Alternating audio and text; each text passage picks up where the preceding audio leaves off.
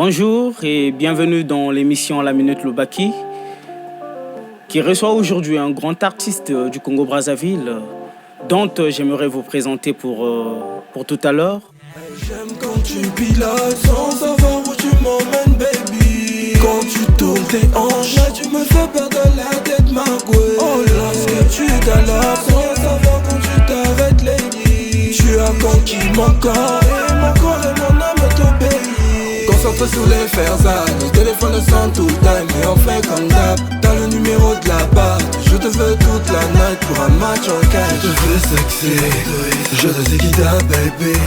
Ce soir y'aura pas de limite, oh my baby. Hakuma Zani de yo, oh wawa, mana mama. Arrivé dans le jeu, voilà be like c'était mort. Beaucoup de billets violets, obligé qu'on change le décor. Et aujourd'hui si ça fait bang bang bang bang, y'aura des cas. Bonjour l'artiste. Bonjour Monsieur Lubaki. Alors, vu notre très cher téléspectateur, aimerait savoir qui vous êtes et dans quel style de musique œuvrez-vous? Mon nom à l'état civil, c'est Moïse Malga. Et mon nom de scène, c'est Hakuma Zani. Et l'Omaka Foulia Pere Boss, on est posé dans la street, on a opéré. Si t'as pas crédit, tu coupes, on va rappeler. Waouh! On est touche à tout, oui. Donc on n'a pas vraiment de catégorie, mais en tout cas on fait de la musique urbaine, tout court. Ah, très bien. Êtes-vous d'une famille artistique? Non, pas du tout.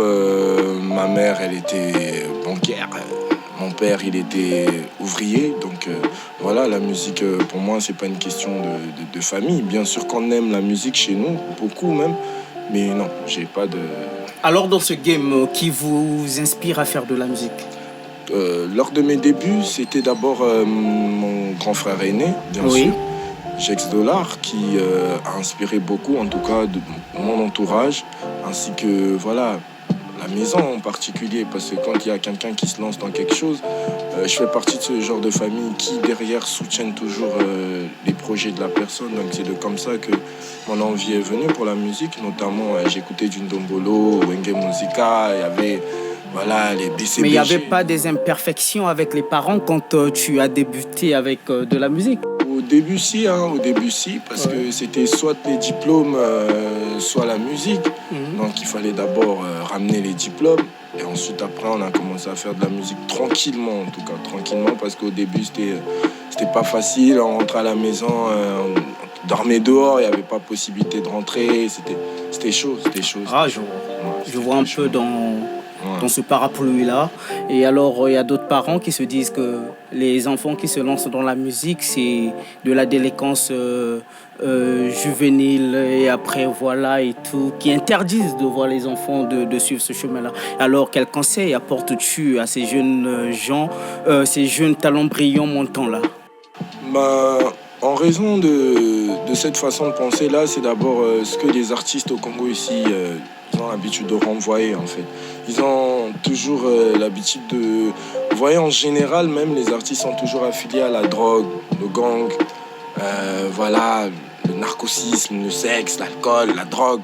Mais en vrai, il y a des artistes qui sont sains d'esprit, tout ça, ça dépend dans quelle orientation cet artiste-là est en train de mener sa carrière. Donc, si on a de bonnes bases et que voilà, on sait ce qu'on veut, on sait ce qu'on fait, forcément la musique sera perçue un peu comme une façon aussi de communiquer au plus vaste public, quoi.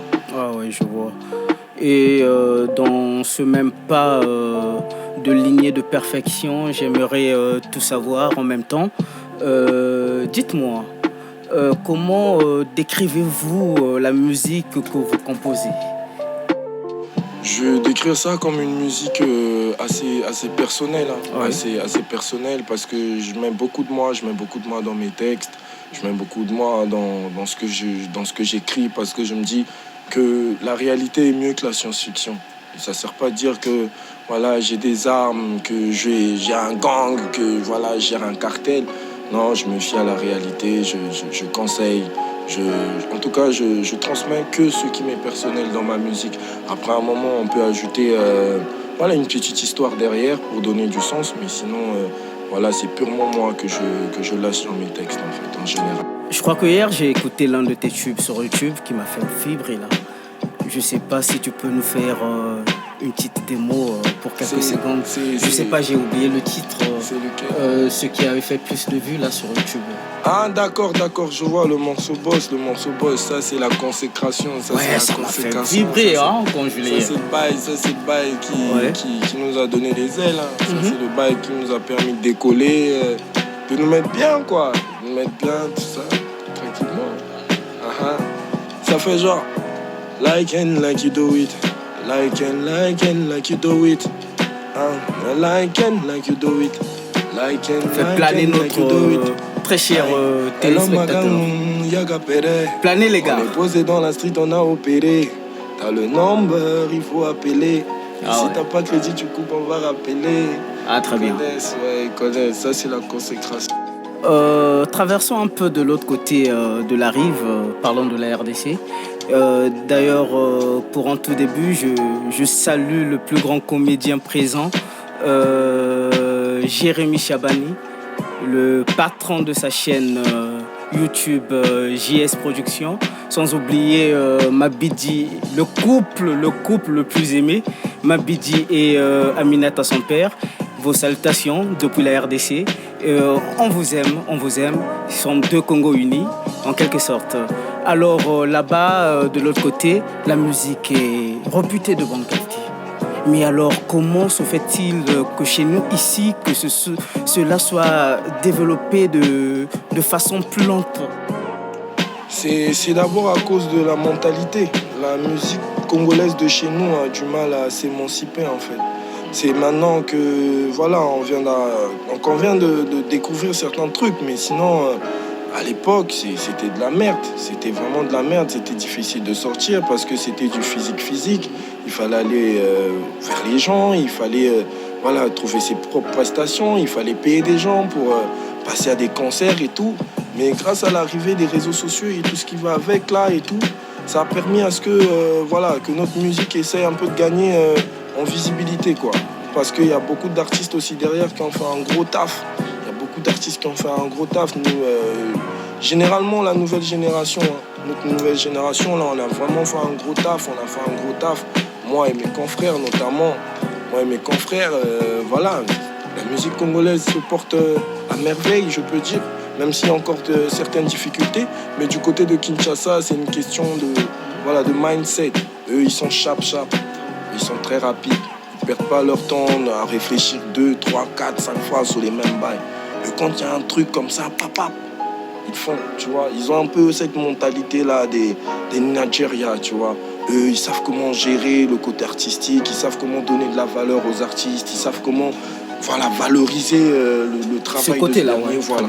Mais alors que chez nous, ici, contrairement au football qui a souvent été soutenu, et sans oublier aussi, je rappelle le cri d'Amissi qui nous a dit de surveiller le fleuve avec leur équipe très brillante sportive. Ouais, tout à fait. Surveiller le fleuve. Oh, oui. Ouais, ça c'était la devise. Ah, mais ça fait le tour du monde. Hein. Tout à fait. Une bonne blague qui a fait rire beaucoup de gens.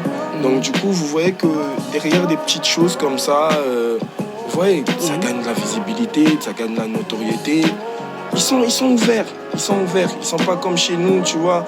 Tu peux faire de la musique, même ton ami à côté, il a pas ton son dans son téléphone, tu vois. Tu peux faire de la musique, il te voit sur les réseaux, tout ça, il va passer, tu vois. Tu vas lancer une trend, il va voir sur TikTok, il va rien faire. Il va passer, il va pas laisser un like. Mais alors que le like, l'abonnement et le partage, c'est quelque chose qu'au préalable, la base de l'artiste doit faire. Mais ici au Congo, tout le monde est star, tout le monde a sa carrière, tu vois. Je suis trop fier pour faire le challenge d'un tel, tu vois. Je suis trop bien pour aller au concert d'un tel sans que... Non, c'est faux. Moi, j'en ai vu des artistes qui sont arrivés au concert de JZ Gucci pour soutenir. Ils n'ont pas demandé un cachet derrière. Ils n'ont pas demandé je sais pas quoi. Et c'est pareil chez Tidjane. J'ai pas vu des artistes qui sont venus dire ouais, avant d'être à un concert il faut payer un moyen. Non, c'est mort. Ils sont venus le faire avec le cœur. Ils sont venus le faire en toute âme et conscience, tu vois. Parce que c'est ça, donner de la force à quelqu'un. Vous voyez. Mais alors que chez nous ici, C'est encore primitif, mais je pense que ça va aller. Ça va aller dans 2-3 ans, ça va se passer. Ah, très bien. Parlant de Diesel Gucci, a-t-il mérité le prix de meilleur artiste du Congo? Je pense qu'on va pas se mentir, hein, l'année 2023, l'année 2023 était une année Diesel Gucci en tout cas. Très bien. C'était une année Diesel Gucci de par ses performances. Merci de l'avoir connu. Oui, ses activités. En dehors du monde artistique, j'aimerais préciser que c'est un grand frère aussi. C'est un grand frère, notamment de la même façon que Tidiane Mario. Donc c'est des grands frères qui m'ont porté très tôt. Notamment j'ai mon feat aussi avec Diesel Gucci qui va bientôt arriver là. Il va bientôt arriver parce que je compte sortir ma première mixtape. Donc forcément il y aura tout ce bambin là. Donc je pense qu'il a mérité. Et avec quel autre artiste aimeriez-vous collaborer à faire un feat et pourquoi? Ici chez nous au Congo précisément. Pourquoi pas je sais pas trop. Ici au Congo, je vais faire avec Samba. Ou je vais faire c'est avec Samba. Parce que d'abord c'est mon frère. C'est mon frère et je sais qu'il est très talentueux. J'invite d'ailleurs les gens à aller jeter un coup d'œil sur ses réseaux officiels, notamment son dernier clip qui vient de sortir là avec Yvan Youssouf. Un truc vraiment très carré, un gros hit. En tout cas, il a de la suite dans les idées. Donc voilà, sans réfléchir, je vais dire Samba, parce que je sais qu'on peut produire un hit. D'ailleurs, je tiens à préciser qu'il était aussi dans le morceau Boss. Ah ouais? Ouais, tout à fait. C'est le deuxième couplet du morceau. Donc voilà quoi. Mais après, si on voit à l'extérieur, direct, je contacte Soint. Après, si Dieu fait grâce, Inch'Allah, pourquoi pas voir à l'international. Ah oui, on va essayer de c'est ça le but de persévérance en fait. Atteindre le plafond, astral du bonheur, du succès et autres. Ah oui. Très bien, ok. Je vois. Et alors, que pensez-vous du nouveau style de la musique congolaise actuelle, autrement appelé l'Oceba? J'aimerais pas critiquer ceux qui le font, mais c'est une musique, en fait, il n'y a pas l'argent dedans. Il n'y a pas l'argent dedans parce que je vois mal Universal ou, je sais pas, décerner un disque d'or à un mec qui fait de... Voilà, c'est pas, tu vois. C'est bien pour nous, hein. C'est une musique, qui nous reflète, nous, les Congolais. Je ne suis pas contre, mais en tout cas... ce que j'en pense moi personnellement, c'est pas quelque chose où je vais rentrer dans une chicha, tout ça, je vais fumer ma chiche et tout. On met du Oceba. Déjà, d'autant plus que c'est réputé pour d'être une musique assez délinquante. Ouais. Voilà, un style de musique assez... Voilà, mais c'est pas trop ça le style. C'est pas trop ça le truc en fait. Mais sinon, il y a des gens qui font bien. Avec les parents, un peu gênant. Mais sinon, il y a des gens qui ont su comment améliorer la chose. Oui, notamment Afar Atena. Oui, le grand frère Afar Atena, en tout cas, il a su. Big up à Afara. Bien sûr, c'est un grand frère déjà. Le plateau, Black Ink Production. Vous salue. Il a su comment développer ce côté-là. Il y a également. Le grand frère Tidiane Mario aussi, qui a su comment ramener le Oceba d'un côté plus urbain qu'à un côté plus dégradé, quoi. Ouais, ça c'est Tidiane, le roi de mon pacho. Du coup, on va voir peut-être qu'après ce sera accepté. Hein. Ouais. Après on va voir. C'est comme les Sud-Africains aussi, ils ont ramené un nouveau style de musique là, qui frappe en ce moment. C'est Amapiano, c'est ça? Amapiano, un truc dans le genre. Ouais, voilà, ça donne. Donc si j'en crois à mes informations, c'était un truc typique de chez eux. Ils ont su comment ramener à l'international et aujourd'hui ils font kiffer. Pourquoi pas le Oceba aussi, donc je reste confiant. Et quand j'essaie de voir la lignée de la musique congolaise, essayer de croître un petit peu, je me dis que non, on a des talents, des gars qui peuvent faire de leur possible que la musique congolaise prenne de l'ampleur. Mais alors, dis-moi un peu, quel conseil aimerais-tu apporter dans cet univers de musique? puis, plus qu'un conseil, en fait, c'est un message que j'aimerais passer. Oui. C'est que ces jeunes-là qui sont dans l'ombre, ils ont besoin d'opportunités Oui. pour pouvoir s'exprimer en toute liberté. On ne peut pas étouffer ces jeunes-là de cette façon. Oui. Tout le temps, des grands concerts, de grands événements, c'est toujours les mêmes artistes qui reviennent, c'est toujours les mêmes têtes qui reviennent. On ne donne pas l'opportunité à ces jeunes-là de pouvoir fleurir, de pouvoir manger de leur musique. Ouais. Et notamment, je vais m'adresser au ministère de la Culture et des Arts. Très bien. Voilà, qui doit vraiment se mettre en tête que ces petits-là ont besoin de soutien. De la même façon que ça réagit dans le football, voilà, on essaye de faire quelque chose. Il faudrait que ce soit pareil dans la musique. Il faudrait aussi que ce soit pareil parce qu'on sait tous comment c'est difficile. Parce que déjà, quand on va au studio, ça dépend en tout cas des studios parce qu'il y a des studios où les séances commencent à partir de 50 000, 100 000. Un artiste qui n'a pas de cachet, qui n'a pas de maison de production, il n'a même pas un label. Tu lui demandes 50 000 pour une séance studio. Et après, il doit avoir le clip. Ensuite, il y a le côté promotionnel. Mais il vit encore chez ses parents. Tu veux qu'il trouve cet argent où? Et après, à un moment, il faut qu'on arrête. Ces petits-là ont besoin d'opportunités. Ils ont besoin de s'émanciper. Ils ont besoin de quitter la précarité dans laquelle ils sont plongés. C'est pas un truc qui fait rigoler. Ces jeunes-là, c'est ceux, normalement, qui devaient représenter le pays. Quand on parle de représentation culturelle, ce ne sont pas ceux qui sont là tout le temps qui vont toujours faire le poids. Et ce sont plutôt aussi ceux qui sont au banc de touche. Lionel Messi, il a commencé en banc de touche. Jusqu'à ce qu'il devienne leader jusqu'à présent. Parce qu'on a donné l'opportunité. Donner les jeunes l'opportunité, tout simplement. Ah, très bien. Tout simplement. Très bien. Le plateau est ravi de te recevoir. Tout à fait. Comme je te vois, tu brilles comme un soleil, tu illumines ce plateau. Comme vous, le plaisir est énorme mien de te recevoir aujourd'hui sur ce plateau en fait. Et alors, j'ai une question un peu pertinente pour toi. Dis-moi, es-tu marié? Non, je suis pas marié. Combien de gosses? À mon actif, j'ai 2 gosses. Deux gosses, que j'aime d'ailleurs de tout mon cœur. Ah, voilà. Sont-ils ici avec, oui, obligé.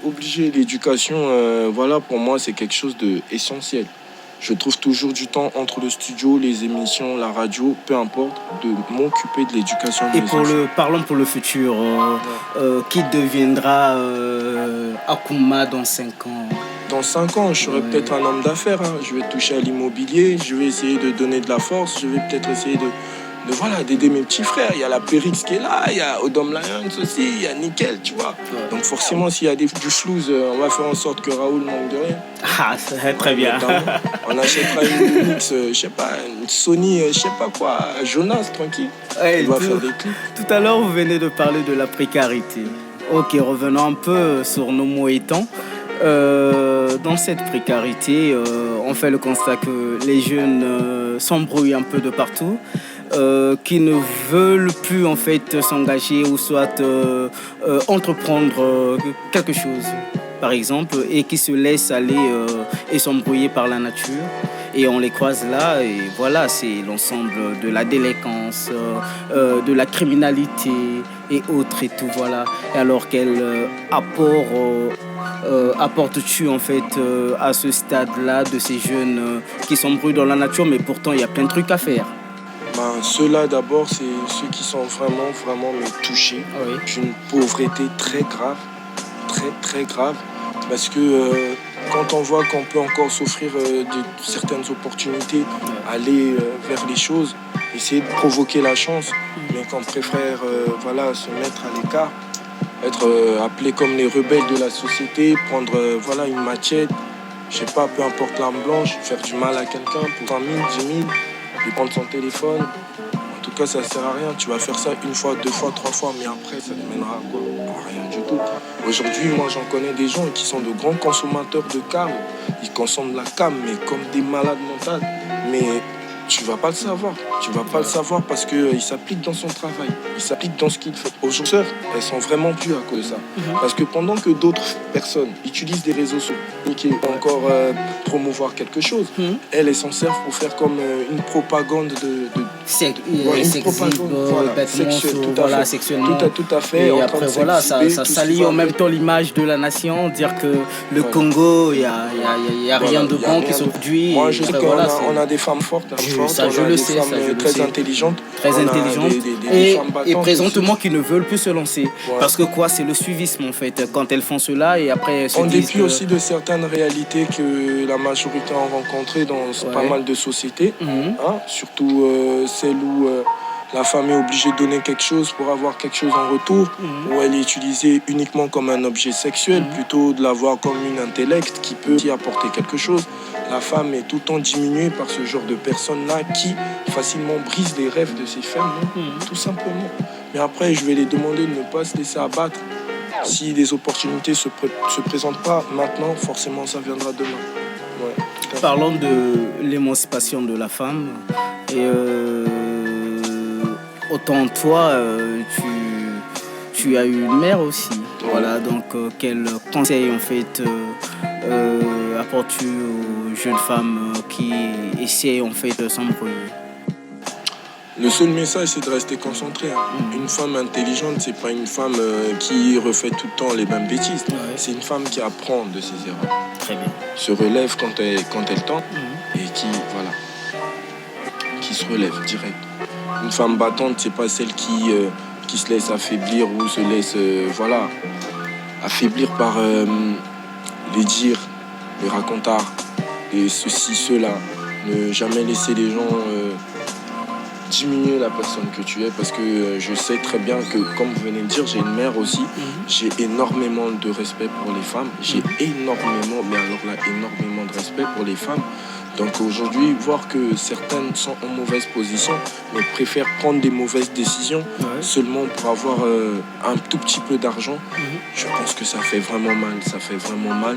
Heureusement qu'il y a Madame la ministre, Inès Ngani, bien sûr, qui essaie de donner en fait plus de chance à ces jeunes, d'essayer de les redresser, les ramener dans le droit chemin, essayer d'apporter quelque chose de nouveau. En tout cas, d'ici peu, je me dis que ça va changer forcément. Ah, très bien. Alors, nous sommes à la fin de notre émission. J'aimerais passer des salutations à tous qui nous suivent. Alors, derrière les caméras, nous avons Monsieur Jonas, mon très grand réalisateur, et j'ai le beatmaker Raoul, en même temps mon rédacteur Dan. Vos salutations sont là. Merci pour votre présence. Merci de communiquer ensemble avec nous, d'être là toujours présent. Et